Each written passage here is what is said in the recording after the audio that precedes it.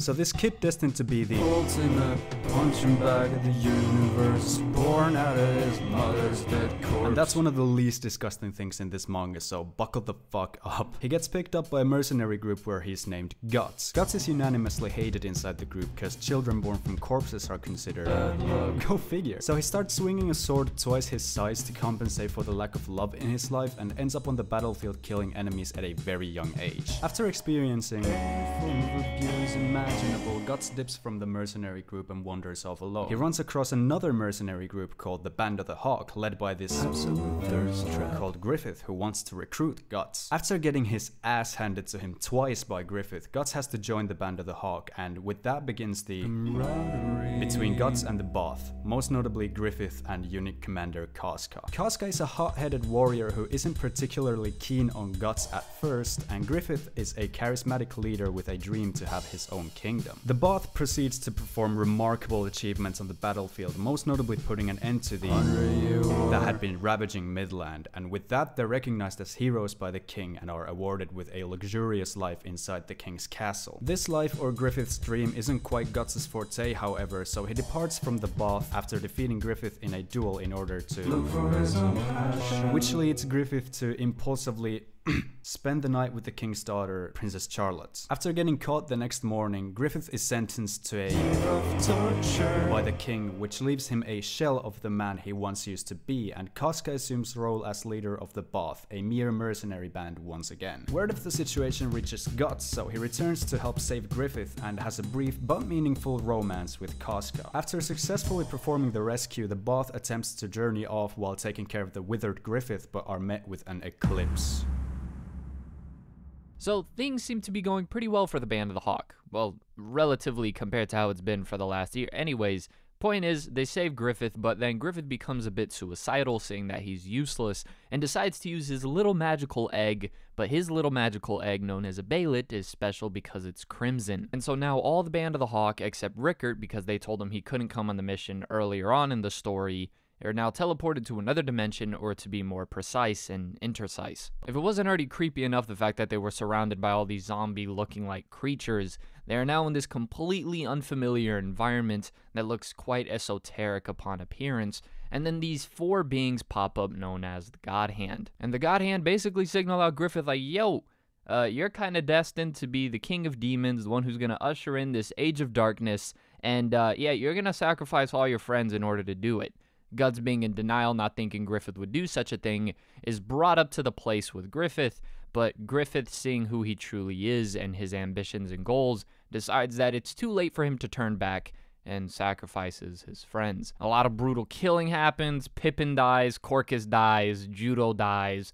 Casca doesn't die, but her fate is a little worse than death. Gaston dies, everybody dies, and Guts goes down there to see a pool of his friend's blood, and he goes berserk. Roll the credits! But this would not be the end to arguably the most infamous climax in manga history, despite it just being Berserk's second arc. No, a bit earlier on, we saw a Skull Knight fighting a giant hairy beast with horns, and that Skull Knight would then come in to save the day, but after Griffith had descended in his new form as Femto and kind of took advantage of Casca in front of Guts, which then led Guts to cut off his own arm, which then led him to get pinned down to the floor with his eye gouged out. Point is, it's not pretty. The Skull Knight still came to save the day, save Guts and Casca, fly away, and that's the eclipse. As a result of becoming sacrifices for Griffith's rebirth as Femto, Casca and Guts receive scars known as brands of sacrifice. That attract blood-hungry spirits of the dead that they now have to fight over, flee from for the rest of their days. Casca mentally regresses to the level of a toddler due to being unable to process the horrors she experienced during the eclipse, so she gives birth to a demon child.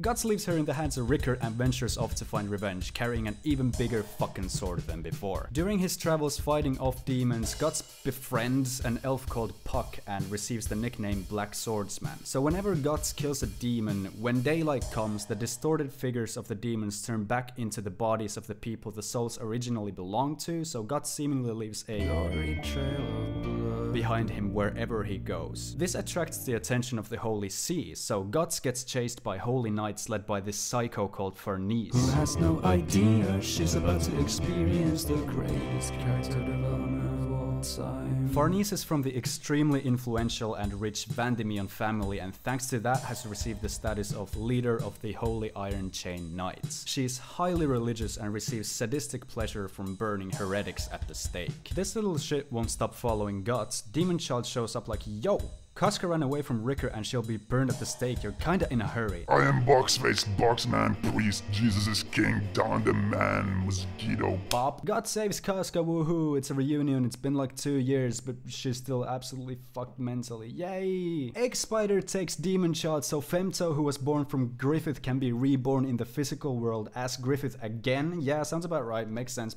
see ya! After witnessing the reality of the horrors that haunt Guts, Farnese loses her faith and leaves the Holy Iron Chain Knights together with her servant, actually half brother, Serpico, in order to join Guts and find They run across a couple hundred trolls that are a tad too much to handle, so this little witch goes hold my butterbeer and fucks them all up. Her name's Shirk and she's a part of the squad now. Yo Guts, here's this armor that'll make you stronger than an elephant on cocaine but will absolutely make you lose control and inevitably destroy your body. Skull Knight used to wear it and he turned out fine, right?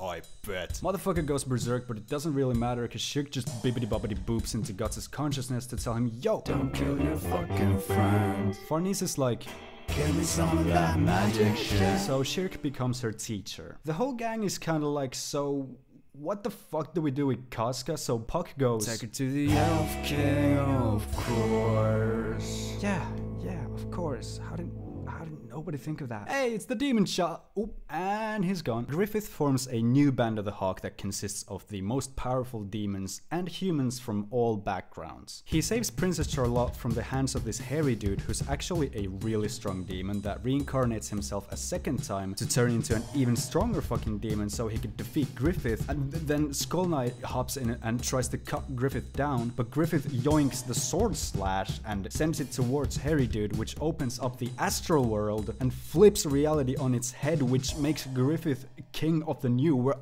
Word reaches Ricker and damn! After heaps of really well written fuck shit, Guts and the homies make it to Elfheim, where Farnese and Shirk are able to recover Casca's sanity with the help from the Elf King by taking a Magical trip to her dreams. Demon Child makes an appearance once again and hangs out with the whole squad before transforming into a crying Griffith. And that's Berserk, at least for now. I'm sorry my voice is all fucked up from singing so much yesterday. I know there's a lot of speculation about Berserk possibly continuing, but I'm not gonna comment on whether or not it should. I just want to say thank you, Miura. Berserk is an absolute masterpiece. And as much as I might clown on the series I cover in these videos, I just want it to be known, I want to make it clear, I wouldn't make a video like this, I wouldn't put this much effort into a video about a series that I dislike. Big thank you to the Masked Man. If you haven't subscribed to him, what the fuck are you doing? Go do it now. You can also subscribe to me if you want to see more of this shit and follow me on Twitter. Yeah, that's about it. Have a great one. Peace.